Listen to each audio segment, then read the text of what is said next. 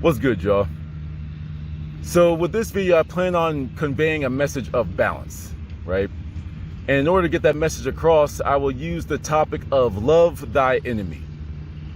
Because right now there's a lot of war happening, whether it's spiritual, mental, physical world. There's a lot of war happening.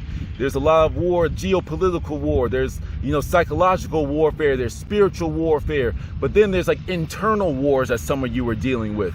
The internal wars, the intrapersonal wars, all the above and all the et cetera. There's just a whole bunch of fighting. There's a whole bunch of division. There's a whole bunch of pick your side and fight your fight. Now, I'm not saying, like back down or anything like that. I'm saying love thy enemy. I'm saying learn from thy enemy because it's your enemy. It's that adversity. It's that resistance that makes you stronger. And that's the only lesson that could come from an enemy. You don't learn how to get past, but right there, if that's an obstacle that's in your life, you don't learn how to get past that obstacle unless somebody put that in front of you. If you live in a world where people are only here to help you, if you are living in a world where people are always holding you up, you don't learn how to pick yourself up. You don't learn how to not give up because you have these people that are pushing you forward.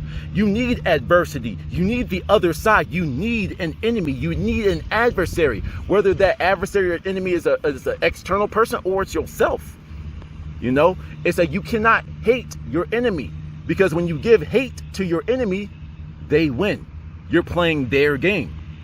You see, I've explained this before, but I do not believe, I know I say I live in a world of duality. Let me explain this first. I live in a world of duality, and this is like a universal law that I've come to very much understand and utilize it in a way that benefits me. There is no up without down. There's no left without right. There's no hot without cold. There's no light without darkness. You see what I'm saying? All of these are just a degree of expression. But to directly contradict that, I do not believe in good or evil. That's why I always do quote, quote, good, quote, quote, evil. So we're all on the same page. Because I don't see it as good or evil. I see it as two different factions that are working towards their end goal in the way that they see fit. Right? When you take your emotions out of this, you can see things for what they truly are. There is no good or evil. Those are emotions. Those are the things that cloud your judgment. Love can blind you. Anger and fear can cloud your judgment as well. So take the emotions out of certain things and look at things as they are. It's two different factions that are doing what they have to do to get to their desired end goal. The quote, quote, evil side will destroy the physical. They'll destroy your buildings. They'll kill people. You know what I'm saying? They'll do what they got to do in that regard. And the quote, quote, good side believes in bringing the power out of the powerless. We believe in unification is our power and numbers, where the evil side believes in divide and conquer, right? Now, a lot of people will look at this and be like, but that's just evil. You're destroying people. And yes, they are. That is a quote, quote, bad thing. But what is good or bad when you take away emotions and the way that you believe? It just is. You see it for as it is. But when you are operating from the quote, quote, light, the quote, quote, good side, you are here for love. And that's why I say love thy enemy. Because if you start to hate your enemy, what are you doing? You're playing their game. That's where they devise all their power. From hatred, from fear, from jealousy, from animosity, from stress, from worry. So when you hate your enemy, you're feeding your enemy. When you love your enemy, that does not mean to be a pushover. That does not mean to allow your enemy to walk all over you. That simply means to love your enemy. For those of you that had spankings back in the day, I don't plan on spanking my kids, but I still understand it. It's like, this is going to hurt you more than it's going to hurt me. It's like, because I love you so much, I cannot allow you to keep on hurting yourself and others. So I have to do what I have to do to stop you. I do love you, even though you are operating from the opposite polarity as I am. But because I love you, I cannot allow you to continue doing this to yourself and others. You see, it is your enemy that teaches you. It's your enemy that helps you grow. Believe it or not, if you want to accept that or not. Let me put it to you like this. The gym. What do you do when you go to the gym? You lift weights. You get stronger because you are overcoming the resistance, right? Whether you're doing body weight exercises or you're going to the gym and you're trying to bench 225 or something like that. You feel me? It's like, nevertheless, it's that resistance that made you stronger. Diamonds are made under pressure. Wine comes from squeezing the grapes. Sometimes you gotta get squeezed. Sometimes you gotta feel that pressure. And it's only from that pressure, it's only from that, like that resistance to where you figure out how you truly gonna begin to move in this world. And it's kind of like the beginning of every movie, any anime, when there's like a significant level of character development. In the beginning of the movie, they might be weak. They might be full of fear. They might be always being passed over. They might be whatever, all these negative, low vibrational things, all these weak, quote, quote, weak things, right? But then by the end of the movie, they are the hero. They've grown so much. They stepped up to that person that's been bullying them. They hit that new form. They got a new transformation like in an anime. They hit a new form, a new level of power. But that would have never happened if they didn't have an enemy to bring that out of them. That's why I'm a huge proponent for competition, but friendly competition. And after you're done competing, you don't hate each other. You don't have like anything like that. You're pushing one another. You're talking shit to one another to bring the best out of them. Oh, you can't do it. You can't. Oh shit, he did it. Well, you got lucky. You got lucky, bada bing, bada boom. But when that last bell rings, when that buzzer rings, you shake hands and be like, yo, that was crazy. All right, let's learn how to grow together. See, I saw you was doing this and that. That was crazy. That kept getting me. I ain't gonna let that happen again. But then also I was able to stop you with this. And damn, you saw that? Yeah, I noticed you kept getting me with that one. But I got to switch that up as well. Yo, great conversation. Because when you, and I'm not saying feed your enemy this type of information, the friendly competition to help yourselves grow, but it's when that happens, you've learned from them. And now you have new weapons to put into your arsenal. That would have never happened if you always had constant support. You always have people pushing you forward. Sometimes you need people pushing against you for you to realize the strength that you've had within you the entire time. That's why I walk the middle path. Don't be so high and mighty that you're no earthly good. That's why this is one of my favorite mudras. It's just balance, symmetry. It's cutting my body directly in half. Boom. The light and the dark. That's why I have Prince and Oliver. You know what I'm saying? It's I'm not scared to have those. I'm not ashamed of them. I'm not ashamed to have my dark side. It's because that's where I'll surprise some people. Oh, you wearing your crystals. You're always out in the sun. Oh, you must be. Don't let the smooth taste fool you. I got that from my dad. Don't let the smooth taste fool you. It's I got that other dude too. Whenever it's necessary to activate that side of me, I have no fear of delving deeper into that side. Don't get me wrong, I have to put some limits on, like Kenpachi's eye patch or Zoro keeping his eye closed, you know what I'm saying? But anime references. But nevertheless, it's just that's just how I get down. I'm not afraid to go on both sides because I see the strengths and weaknesses on both sides. If you're too far in the light and someone walks up to you and smacks your little daughter, your little niece in the mouth, just walks up to her, smack them. Peace and love. You just have anger in your heart and you just expressed it in the physical. Fuck that. I'm gonna beat your ass. I'm gonna catch a whole case. You know what I'm saying? But it's just the other thing too. Let me actually use this and I'll use this example in a different video. But the other day I broke up a fight. At my park, there was there's a couple of guys I was cool with, and there was some guy that was the aggressor to them. And I felt it upon myself because I knew that the aggressor would leave.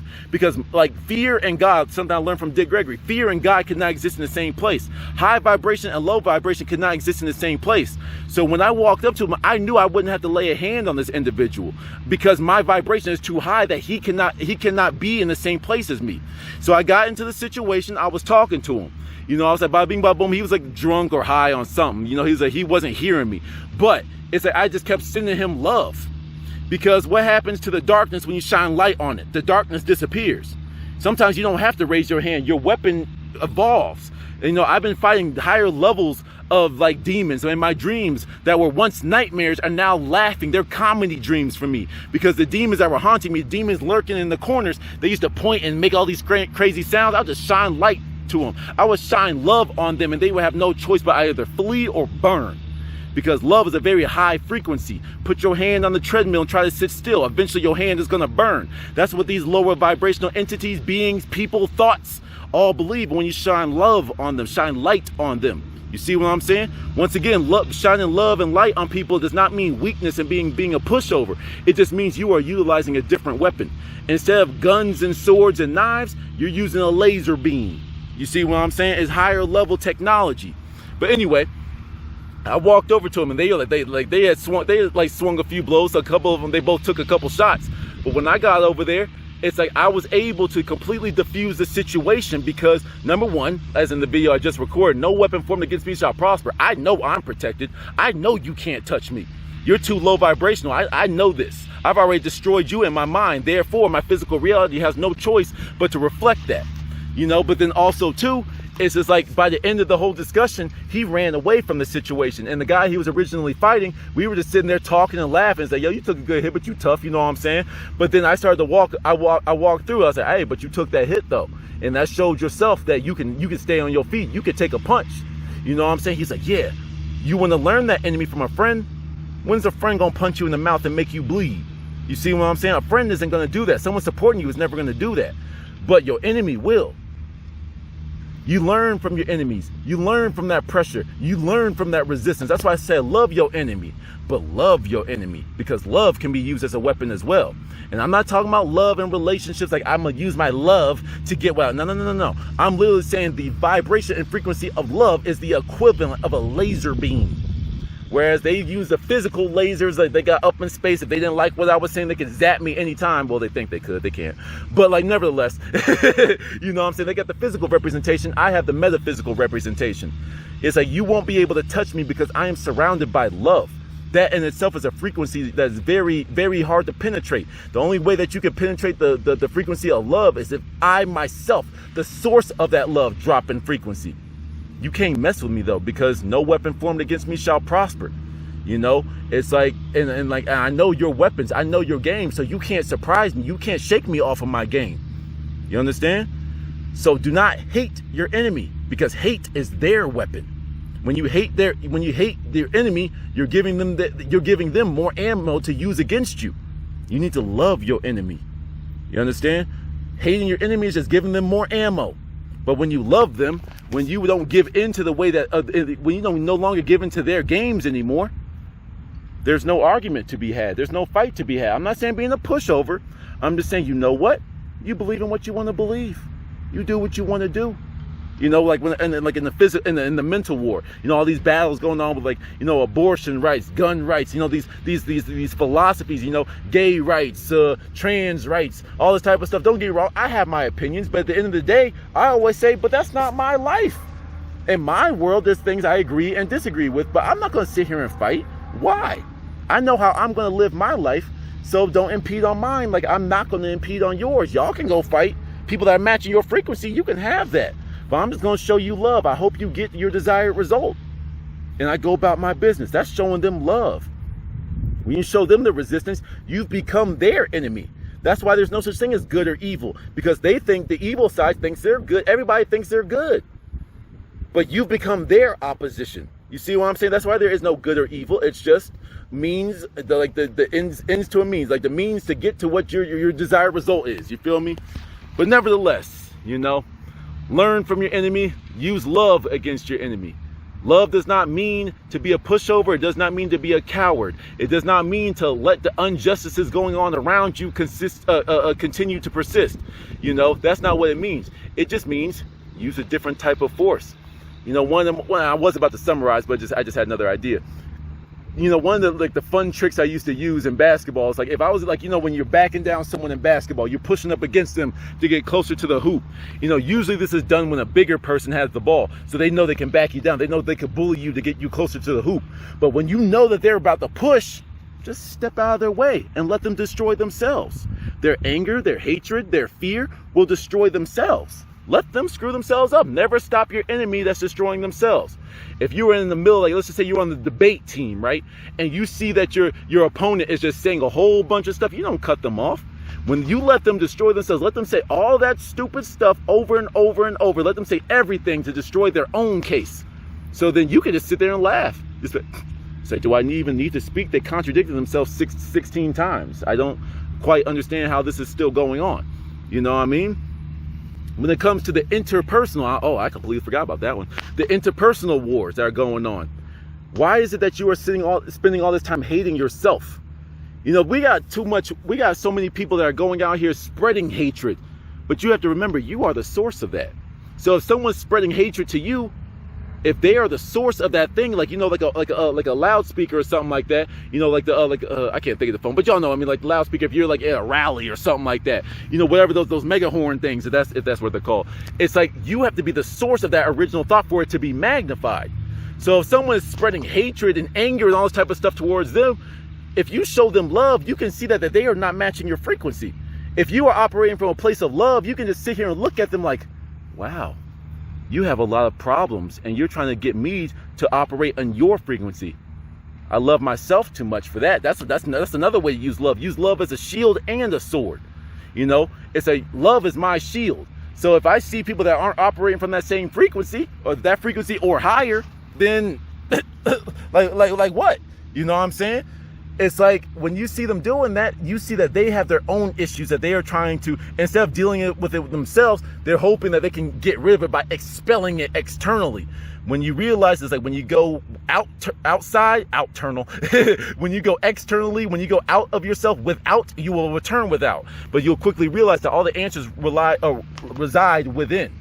You know, it's within you. So when you know these simple principles and you use them as both a shield and a sword, you realize it's like, yo, let me show this person love. Because when you reflect that anger, that's what they're used to. You went into you gave them home court advantage. But when you show them love, they're like, and they're angry, but then now they're just, that anger that they reflected to you is now reflected back unto them. And it's usually magnified because you put some of your own energy into it. And that will either enrage them anymore, or they'll see the error in their ways and be like, why am I so mad? And that's the interpersonal war that you have to have, that internal war that some of us have gone through or are going through right now. I'm speaking from experience. I used to hate myself. I used to hate myself. Therefore, I poisoned myself. I degraded myself. I called myself a loser. You're a fucking bitch. While I'm sitting there with a wine bottle in the mirror and just like drink another one, throw it on the ground, go pick up another one, start drinking again. You know what I'm saying? I hated myself, so I treated myself like I hated myself, and and even though like in my lowest state, I wasn't treating people with the amount of love that I should have been treating other people.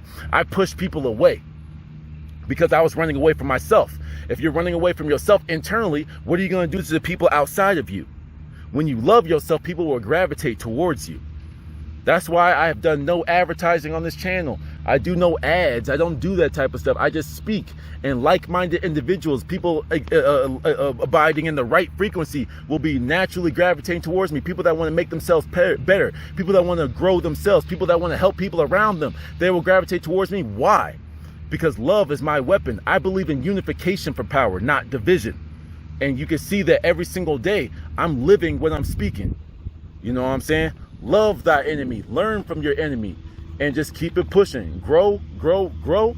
And whenever you see unjust things happening in the world, use love to conquer it. Not physical force, not anger, none of that, because that's their game. Use love. Till the next one. Peace.